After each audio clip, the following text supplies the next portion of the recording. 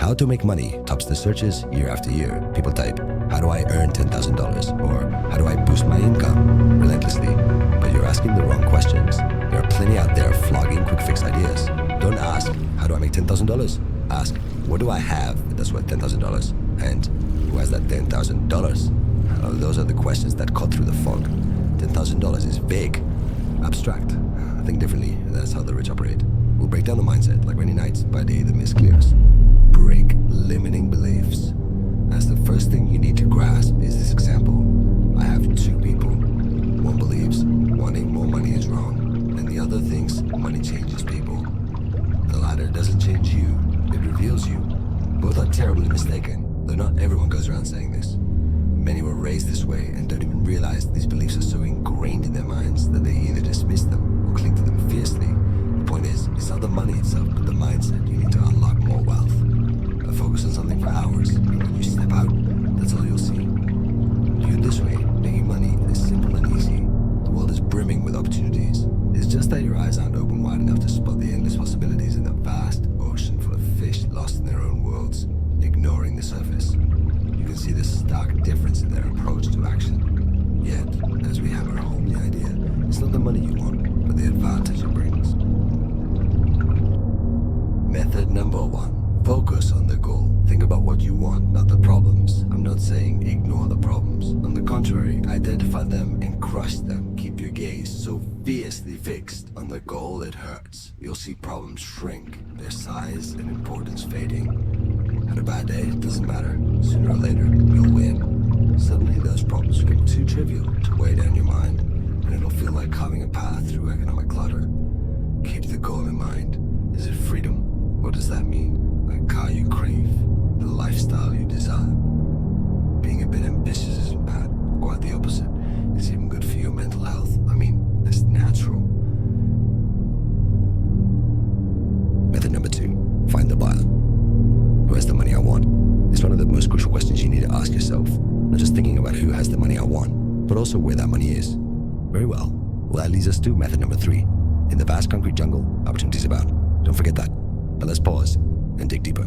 It's not enough to know the money's out there, floating somewhere like a fish in the ocean. You need to track it like a bloodhound on a hunt with a sharp nose and calculated steps. Who has the $10,000 you're after? Is it small businesses desperate for solutions to save time, cut costs, or ease headaches? Is it individual consumers willing to pay for unique experiences like tailored lessons, life coaching, or exclusive products that make them feel special? Or perhaps investors with deep pockets, sniffing out the next big idea that could multiply their wealth? Each group is a different beast with its own motivations, desires, and pain points. It's not about selling blindly like casting a hook into a murky lake. You need to understand what drives them to open their wallets without hesitation. For instance, a small business might shell out thousands for a system to organize their chaotic finances, saving them hours of stress. A consumer might drop $10,000 on a course that gives them a career edge, or a product that simplifies their daily grind, like an app to manage their tasks.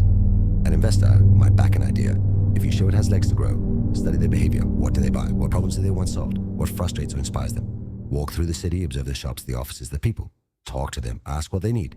Where do the money to spend their cash? What keeps them up at night? Don't fire arrows blindly. Sharpen your aim like an archer who knows where the bullseye is. Find the exact spot where your offer meets their need, and the money will be there. The rich don't chase cash. They chase those willing to part with it for real value. Method number 3.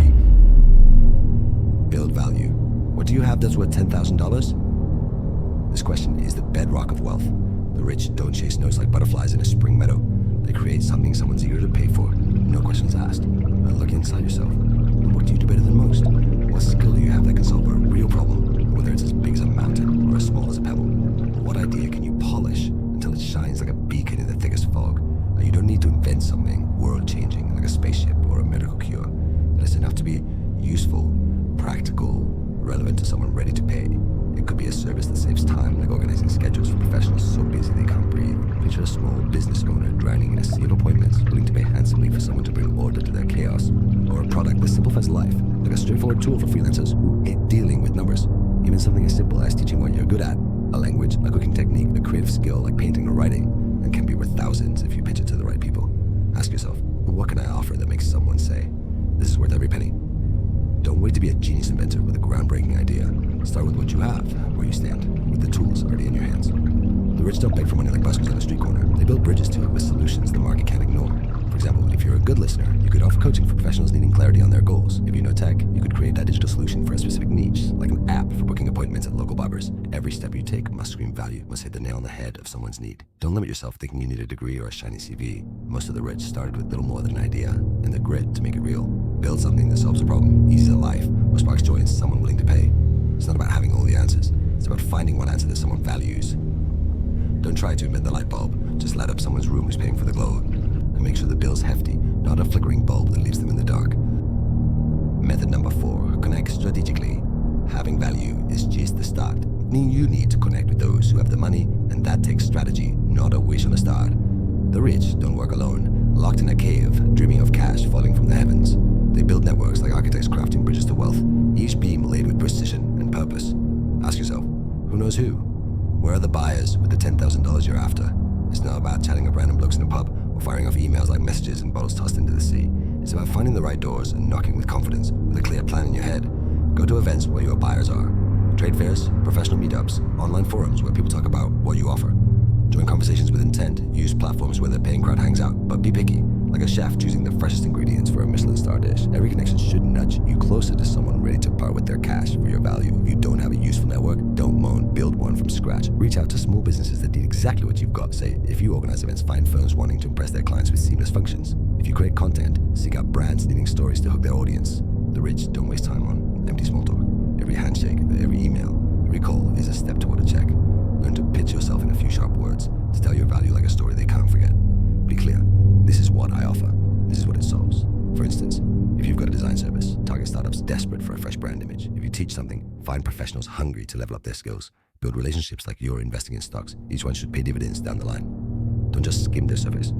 Dig deep, learn their needs, their fears, their dreams. What keeps them awake at night? What would make their life easier? Every contact is a seed that can grow into a deal if you nurture it with purpose. Be the person they remember, the one who solves their problem before they even ask. The rich don't network for fun. They network for profit, with every move calculated to bring them closer to the money, like fishing in a lake full of fat fish. Don't chuck your net about randomly, or you'll just haul in seaweed a tail for the pub, and a headache no paracetamol can fix.